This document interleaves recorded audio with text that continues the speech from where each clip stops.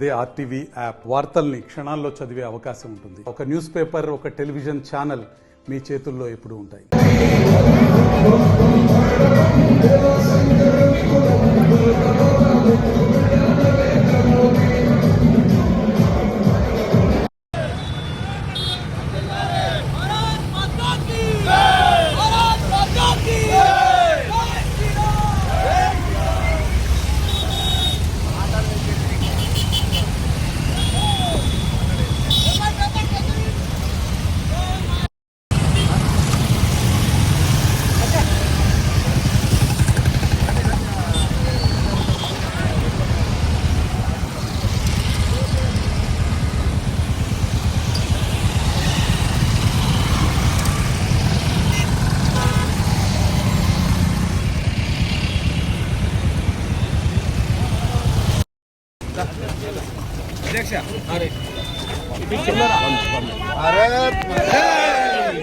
Ramchandra sir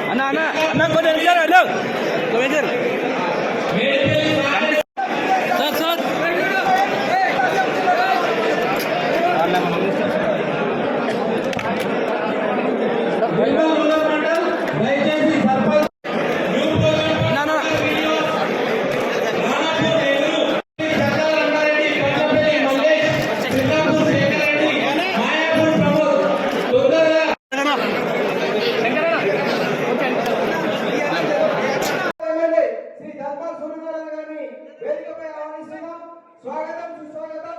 అలాగే పసుపు board chairman Shri Pallepu Gangareddy గారి వేదికపై ఆహ్వానిస్తున్నాం. స్వాగతం సుస్వాగతం.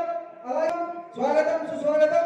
అలాగే గోపిడి శ్రీమంత్ రెడ్డి స్టేట్ సెక్రటరీ గారిని వేదికపై ఆహ్వానిస్తున్నాం. స్వాగతం సుస్వాగతం. వేదిక మీద భారత్ మాతా కీ, భారత్ మాతా కీ.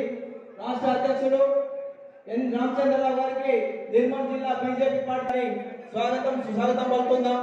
అలాగే ఆదిలాబాద్ ఎమ్మెల్యే పాయశంకర్ గారికి సాధారణంగా స్వాగతిస్తున్నాం. ఎమ్మెల్యే సిర్పూర్ హరీష్ బాబు గారికి సాధారణంగా స్వాగతిస్తున్నాం. అలాగే ముదోల్ ఎమ్మెల్యే శ్రీ పవార్ రామ ఇప్పుడు శ్రీ రాష్ట్ర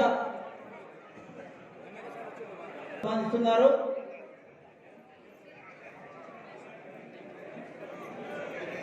శ్రీ పవార్ రామారావు గారు తమ స్థానంలో ఆశీర్వాదాలు కోరుతున్నాము. ఇప్పుడే మహేశ్వరిగా చెప్తున్నారు.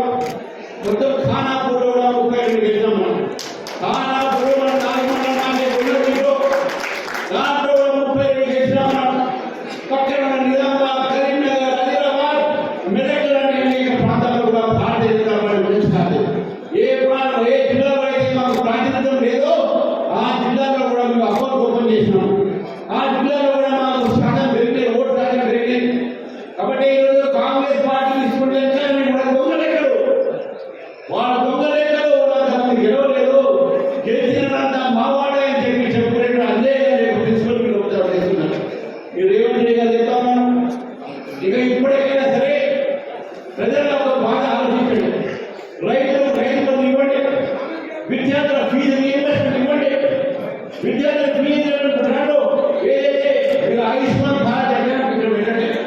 కనీసం మీరు ఆరోగ్యశ్రీ బకాయిలు ఫాస్ట్ ఇవ్వండి. మీరు ఈ యొక్క ఏదైతే మీరు అనేక రకాలైనటువంటి అవినీతి పని చేస్తున్నారో దాన్ని ఆపండి. ప్రజల ప్రజా పరిపాలన మీద మీరు ప్రజా క్షేత్రంలో వారికి న్యాయం చేయండి.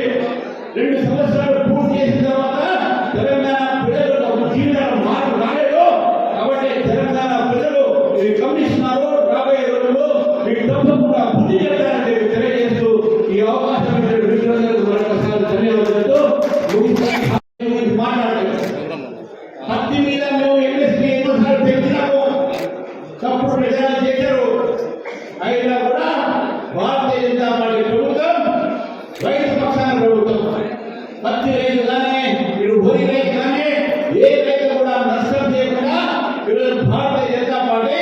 ఫసల్ బీమా యోజన తీసుకొస్తే ఈ ప్రభుత్వం ఎందుకు దాన్ని అమలు పడలేదని చెప్పి అడుగుతా ఉన్నాను.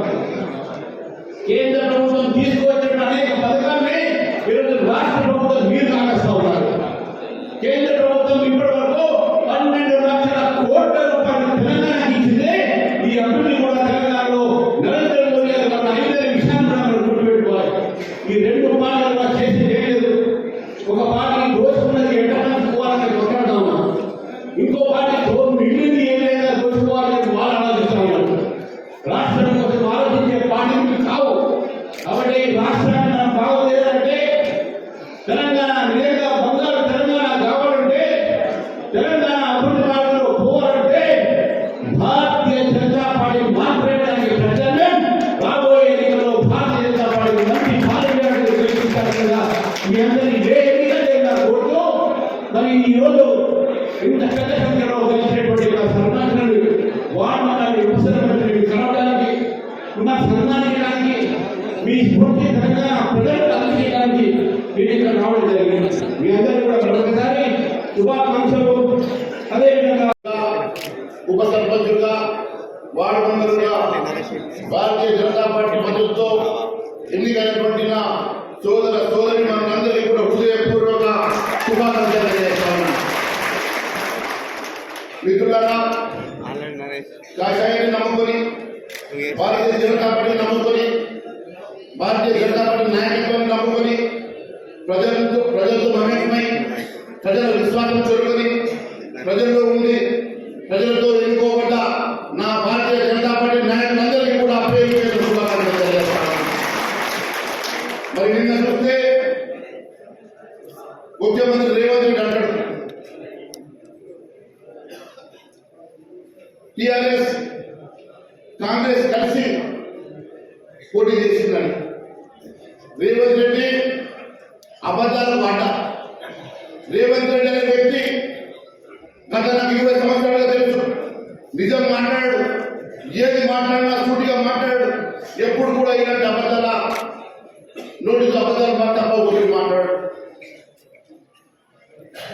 టిఆర్ఎస్ పార్టీతో కలిసి పనిచేసింది ఎప్పుడైనా కాంగ్రెస్ పార్టీ, భారతీయ జనతా పార్టీ ఎప్పుడు టిఆర్ఎస్ తో కలిసి పనిచేయలేదు. భారతీయ జనతా పార్టీ ఎప్పుడు నిర్ణయాలు నిలబడలేదు. భారతీయ జనతా పార్టీ ఎప్పుడు కూడా ఒంటరిగా పోరాటం చేసింది. కానీ గతంలో చూస్తే కాంగ్రెస్ టిఆర్ఎస్ కలిసి అధికారాన్ని పంచుకున్నారు, కలిసి పోటీ చేసింది. కానీ ఎప్పుడు కూడా భారతీయ జనతా పార్టీ టిఆర్ఎస్ తో కలిసి పనిచేయలేదు. నిన్న 6 మంత్రులు కూర్చోబెట్టుకొని 66% సర్పంచ్ చేసిందని చెప్తా ఉన్నాడు కదా రేవంత్ రెడ్డి. నిజంగా నీకు దమ్ము ధైర్యం ఉంటే, నిజంగా నీకు ప్రజల్లో విశ్వాసం ఉంటే మరి సింబల్ ఉన్నటువంటి ఎంపీటీసీ ఎందుకు పెడతారు? మరిన్ని వీడియోస్ కోసం ఛానల్ ని సబ్స్క్రైబ్ చేయండి. లేటెస్ట్ అప్డేట్స్ కోసం వాట్సాప్ ఛానల్ ని ఫాలో చేయండి. అండ్ లింక్ డిస్క్రిప్షన్ లో ఉంది.